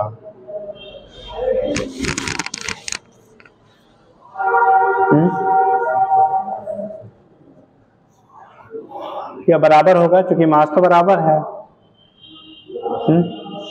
मास बराबर है बेटा सबका, तो रीडिंग सबसे ज्यादा या सबसे कम किसकी होगी? बराबर मास के हैं, मटेरियल अलग अलग हैं, मासेस सेम है। स्प्रिंग बैलेंसेस से इस तरह से क्या क्या हैंग किया गया, तो किस स्प्रिंग बैलेंस की रीडिंग सबसे ज्यादा होगी, किसकी सबसे कम?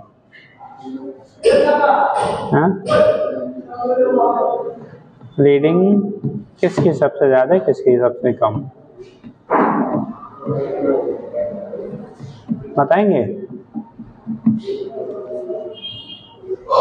किसकी रीडिंग ज्यादा, किसकी रीडिंग कम? हाँ पता है, मान लिया जाती बात।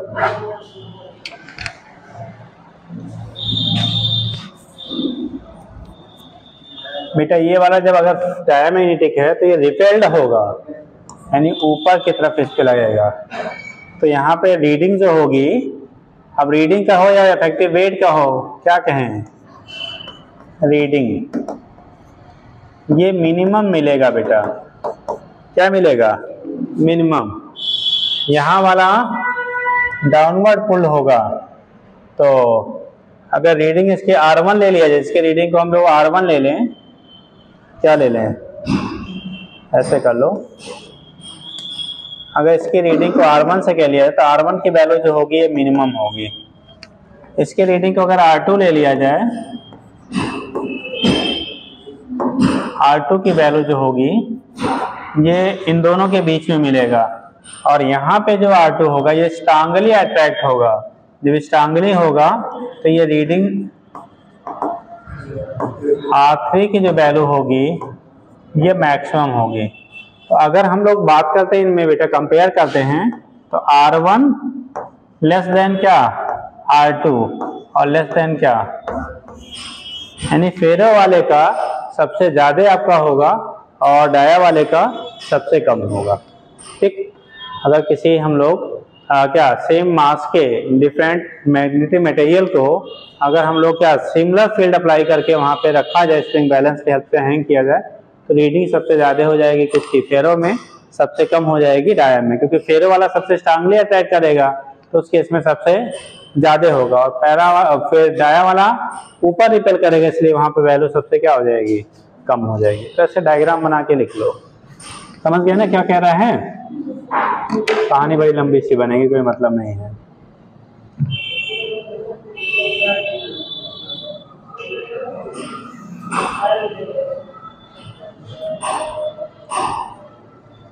जल्दी करिए।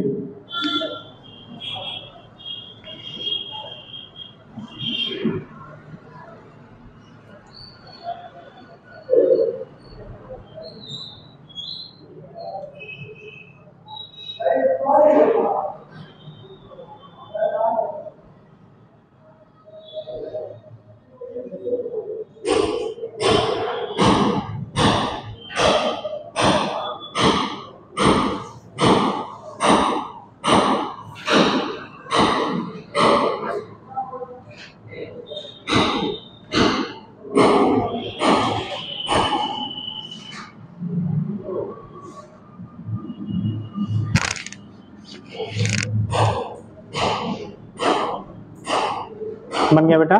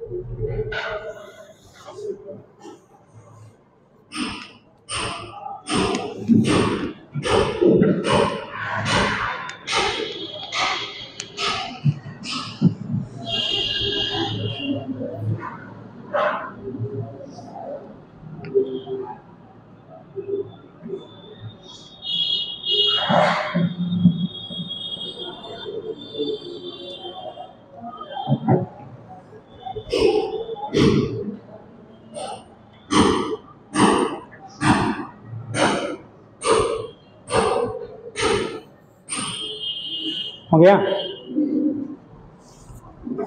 अगला पॉइंट क्या लीजिएगा, value of magnetic induction B.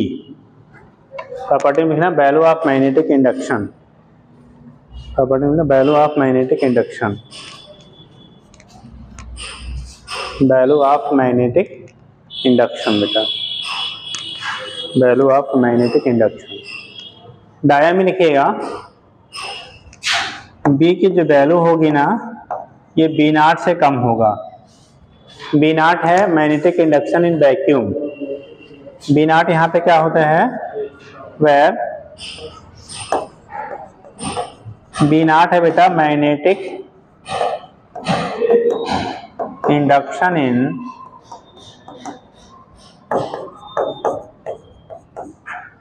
Vacuum, magnetic induction in vacuum. B naught आपका जो है वो मैग्नेटिक इंडक्शन किस में है बेटा, वैक्यूम में। B naught magnetic induction in vacuum, ठीक है। तो B less than B naught. दूसरा यहाँ पे लेंगे पैरा में B greater than B naught, यानी कि मैग्नेटिक इंडक्शन वैक्यूम से ज़्यादा होगा, ठीक।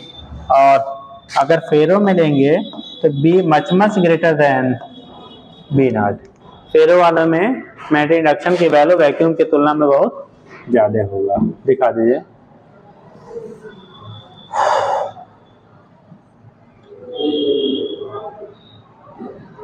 नोट कर लिए, हाँ हो गया। आगे वाले लिखिएगा, जल्दी करो बेटा। ये दूसरा पेन लिखना। अगला पॉइंट डिपेंडेंस, ऐसे मैग्नेटिक ससेप्टिबिलिटी कर लो, लिखा था कि नहीं, मैग्नेटिक ससेप्टिबिलिटी लिखा दिया था। मैग्नेटिक ससेप्टिबिलिटी लिखो, मैग्नेटिक ससेप्टिबिलिटी, हाँ प्रॉपर्टी लिखिए magnetic susceptibility, magnetic susceptibility SUSCEPTIBILITY psi, magnetic susceptibility. Dia में क्या होता है बेटा, लो एंड नेगेटिव, जीरो नहीं, ठीक। साई की वैल्यू लो होती है, लगभग 1 से बिलो रहेगी, लेकिन क्या वो निगेटिव में होता है। क्या होगा, साई ऐसे कर लो, साई की वैल्यू निगेटिव होगी लेकिन लेस देन क्या 1 होता है। 1 to डबल लिया जाता है, क्लोज टू 1 ले लेते हैं, या खाली ऐसे कर लो, ठीक। निगेटिव में वैल्यू ली जाती है, लैंग्वेज ले लिया लो एंड निगेटिव। इसमें लिखेंगे low and positive, low and positive, psi close to +1, ठीक। और यहाँ पे high and positive, high and positive, तो साई जो होता है बेटा मच मच ग्रेटर देन +1 होगा। साई की वैल्यू हाई एंड क्या हो जाएगा, पॉजिटिव हो जाएगा। लो एंड नेगेटिव लिखा, लो एंड पॉजिटिव लिखा, और मच मच ग्रेटर देन क्या हो जाएगा, 1 हो जाएगा, ठीक। आगे लिखिएगा IH कर्व, पीछे हमने शायद बनाया था IH कर्व, ये है बेटा। प्रॉपर्टी में लिख लीजिएगा IH कर्व। डाया के लिए ये है, पैरा के लिए ये है, फेरो के लिए ये है। IH curve, dia para and ferro, dia para and ferro, हो जाएगा। ये होता है बेटा आई एस कर्व की वैल्यू जो डाया पैरा और फेरो के लिए होगा, यहाँ से दिखा लेते हैं हम।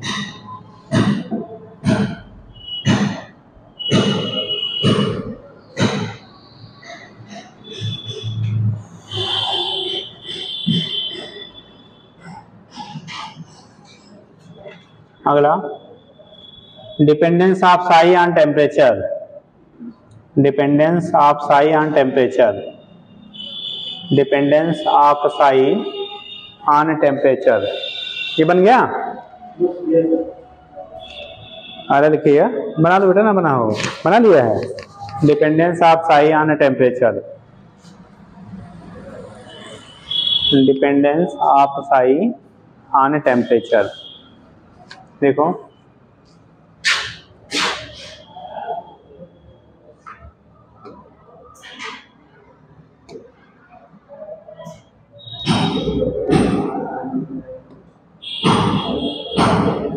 देखो कहाँ उड़ गया यार, ये कहाँ चला गया, यहाँ आ गया। ठीक ना, dependence of Sai on temperature.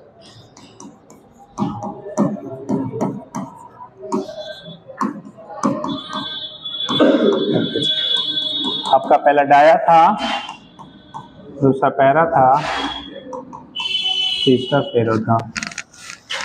Dia में टेम्परेचर चेंज करेंगे बेटा ना, तो साई की वैल्यू जो आपकी होती है, साई है टेम्परेचर, यहाँ पे साई है टेम्परेचर, यहाँ पे साई है टेम्परेचर। आपने देखा था जो डायमैग्नेटिक मटेरियल होते हैं उनकी मैग्नेटिक ससेप्टिबिलिटी पे टेम्परेचर का कोई इफेक्ट नहीं होता है। उनकी जो बेटा मैग्नेटिक ससेप्टिबिलिटी होती है उस पर टेम्परेचर का कोई भी रोल आपका नहीं होता है। तो जब उस पर कोई रोल नहीं होगा तो टेम्परेचर बढ़ाइए चाहे घटाइए, उसके मैग्नेटिक ससेप्टिबिलिटी पे कोई इफेक्ट आपका नहीं करेगा। ठीक, लेकिन पैरा में जो होता था मैग्नेटिक ससेप्टिबिलिटी बढ़ती थी तो साई की वैल्यू, अभी हमने क्यूरी लॉ पढ़ा था, घट रही थी। फेरो में भी हमने पढ़ा था, क्यूरी वेज लॉ पढ़ा था कि टेम्परेचर बढ़ाने मैग्नेटिक ससेप्टिबिलिटी की वैल्यू क्या करेगी, घटेगी। ठीक, तो यहाँ पे एक में कांस्टेंट हो गया, टेम्परेचर चेंज करिए कोई इफेक्ट नहीं होगा बेटा, जो भी वैल्यू है वो बनी रहेगी। दूसरे में मैग्नेटिक ससेप्टिबिलिटी जब देखते हैं तो टेम्परेचर बढ़ाने के साथ साथ ससेप्टिबिलिटी की वैल्यू आपकी घटती है।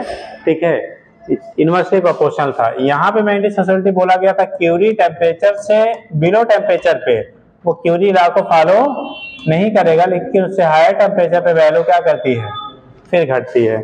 इसी को आपने टीसी कह लिया था। क्या कहा था, टीसी, अभी पीछे ग्राफ आपको बताया था। ठीक, तो ये केस आपका होता है, टेम्परेचर चेंज करेंगे तो कैसे वेरिएशन होगा, यहाँ से हम लोग दिखा लेते हैं। ठीक,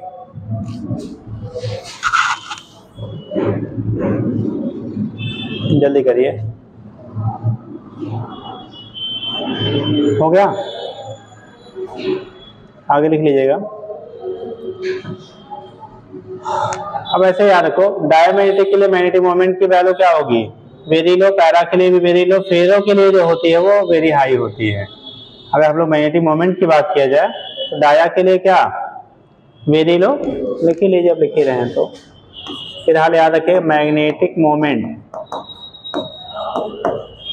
या डाइपोल मोमेंट कह लेते हैं, एम की वैल्यू वेरी लो, यहाँ भी एम की वैल्यू वेरी लो, और यहाँ एम की वैल्यू वेरी हाई। ठीक, तो मैग्नेटिक जो मोमेंट है वो डाया और पैरा के लिए, दोनों के लिए लो होता है। ठीक, एक में डायरेक्शन में, दूसरे में अपोजिट डायरेक्शन में, और जब पैरा फेरो के लिए लेते हैं तो वैल्यू आपकी हाई होती है, फील्ड के डायरेक्शन में मिलता है। फिर एग्जांपल बता दो बेटा डायमैग्नेटिक का, एग्जांपल बता दीजिए डायमैग्नेटिक। हाँ, और कुछ, अरे पहले मटेरियल में बता दो। हाँ, atomic number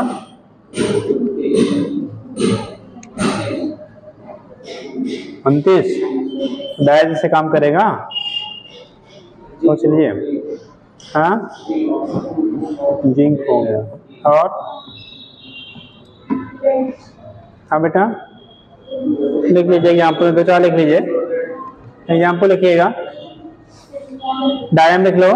silver, silver A G, gold A U, tin, tin, water H2O, NaCl, copper, copper वैसे जब यूनिपॉजिटिव फॉर्म में रहता तब रहता है, फिर लिख लेते हैं, ठीक। And diamond, diamond. पैरा लिख लो। पैरा में प्लेटिनम, पैरा में प्लेटिनम, एल्युमिनियम, सोडियम, ऑक्सीजन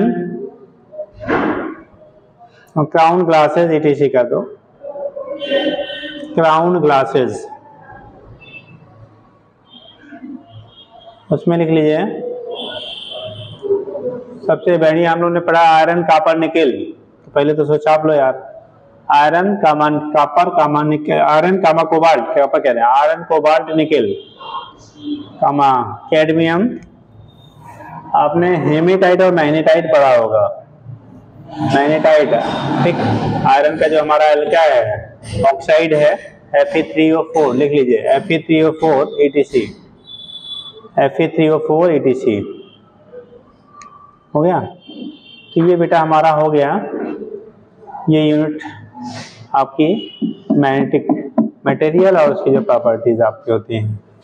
तो तुम शुरू कर दें, वैसे 4-2 हो गया है, तो अगर 5 मिनट पानी पीना हो तो बोले, नहीं तो हाँ 10 मिनट बहुत हो जाता है। 5 मिनट में जाइए, टंकी खोलिए, तुरंत पी के आ जाइए। जाइए जल्दी, हम भी पानी पिए हैं 2 मिनट। हाँ जल्दी करो, जल्दी करो।